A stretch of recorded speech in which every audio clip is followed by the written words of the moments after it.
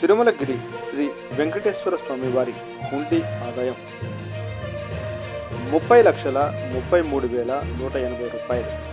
ఎన్టీఆర్ జిల్లా జగ్గైపేట నియోజకవర్గం జగ్గైపేట మండలం తిరుమలగిరి గ్రామంలో వేంచేసి ఉన్న శ్రీ వెంకటేశ్వర స్వామి వారి దేవస్థానం యొక్క హుండీలను ఈరోజు గురువారం ఉదయం 11 గంటలకు నందిగామ డివిజన్ తనిఖీదారు ఆలయ ధర్మకర్తల మండలి చైర్మన్ కొమరగిరి రవీంద్ర భారద్వాజ్ గారు, ఆలయ అర్చకులు తిరునగరి రామకృష్ణాచార్యులు మరియు సేవా సమితి వారి సమక్షంలో తెరచి లెక్కించగా 29,49,844 రూపాయలు శివాలయం హుండీ, 44,726 అన్నదానం హుండీ, 38,610 రూపాయలు మొత్తం కలిపి 30,33,180 రూపాయలు వచ్చి ఉన్నదని ఆలయ సహాయ కమిషనర్ మరియు కార్యనిర్వహణ అధికారి ఎం.